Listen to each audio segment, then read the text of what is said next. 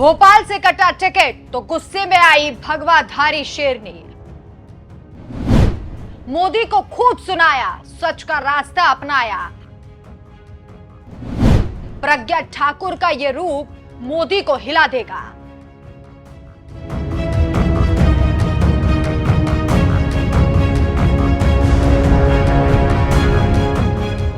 नमस्कार, मैं हूं आपके साथ राखी लांबा और आप देख रहे हैं न्यूज एक्सप्रेस। अब जिनके कंधों के सहारे कुर्सी तक पहुंचते हैं, कई बार वही कंधे आपको झुकाने की भी ताकत रखते हैं।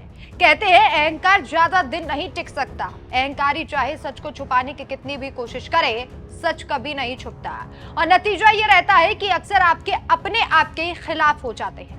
देश की सत्ता पर राज करने वाली बीजेपी के साथ भी कुछ ऐसा ही इन दिनों हो रहा है। लोकसभा चुनाव के लिए अब ज्यादा दिन नहीं बचे हैं। ऐसे में अब जब बीजेपी ने पहली उम्मीदवारों की लिस्ट जारी की तो बीजेपी की ही उल्टी गिनती शुरू हो गई। इस बार कई मौजूदा सांसदों के टिकट काट दिए गए हैं। इन्हीं में से एक है प्रज्ञा ठाकुर, जो भोपाल से फिलहाल सांसद है। कहा जा रहा है कि उनके विवादित बयानों के चलते पार्टी ने ये कदम उठाया। जैसे ही इसकी जानकारी प्रज्ञा ठाकुर को लगी तो उनके दिल में ठेस पहुंची और फिर भगवाधारी शेरनी का दुख सभी के सामने आया। अक्सर आपने देखा होगा कि बीजेपी भगवाधारियों को मैदान में उतारती है और जीत हासिल करती है। उसके बाद जब भाजपा का मन करता है तभी उनका टिकट काट देती है। प्रज्ञा ठाकुर के साथ भी कुछ ऐसा ही हुआ। हालांकि प्रज्ञा ने यह साफ कर दिया कि उन्होंने जो कहा था वो सच कहा था। प्रज्ञा ठाकुर ने कहा, बीजेपी सिद्धांतों पर चलने वाला संगठन है और इसमें किसी तरह का सवाल नहीं होता है। पार्टी ने आलोक शर्मा को टिकट दिया है और मुझे सहज स्वीकार है। निश्चित रूप से आलोक शर्मा काम करेंगे और हम सब मिलकर उन्हें विजयी बनाएंगे। इसके अलावा प्रज्ञा ठाकुर से सवाल किया गया कि क्या बयानों के चलते आपका टिकट तो नहीं कटा। इस सवाल के जवाब में उन्होंने कहा, मेरे द्वारा दिए गए बयान पर मैंने पीएम मोदी से माफी मांग ली थी। मेरा उद्देश्य उनका मन दुखाना नहीं था और मैंने दुखाया भी नहीं। इसके बाद प्रज्ञा ठाकुर ने एक और बात साफ कर दी कि वो सच बोलती रहेंगी। उनका ऐसा बयान सामने आया है जिससे पीएम नरेंद्र मोदी के भी होश उड़ जाएंगे।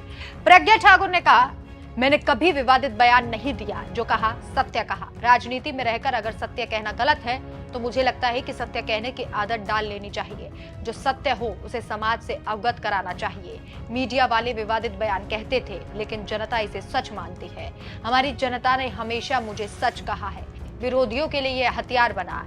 कहीं अगर हमारे मानदंडों से अलग अलग कोई शब्द हो गया हो तो माननीय प्रधानमंत्री जी को ये कहना पड़ा कि मन से माफ नहीं करेंगे। उसके लिए मैं पहले ही क्षमा मांग चुकी हूँ। साल 2019 में प्रज्ञा ठाकुर ने भोपाल से दिग्विजय सिंह को 3 लाख से ज्यादा वोटों के अंतर से हराया था। इस सीट पर 2019 में मुकाबला काफी दिलचस्प रहा था, क्योंकि एक तरफ राज्य के कांग्रेस सरकार में 2 बार के सीएम रहे दिग्विजय सिंह थे और दूसरी तरफ थे प्रज्ञा ठाकुर। उस वक्त से जो बीते 30 सालों से बीजेपी का गढ़ रहा है। हालांकि इस बार देखना होगा कि कांग्रेस किसे चुनती है और किसके साथ आलोक शर्मा का मुकाबला होता है। लेकिन प्रज्ञा ठाकुर को भोपाल की सीट से उनका टिकट काटकर क्या बीजेपी ने सही किया है या गलत, आपको क्या लगता है? हमें कमेंट करके जरूर बताएं। नमस्कार।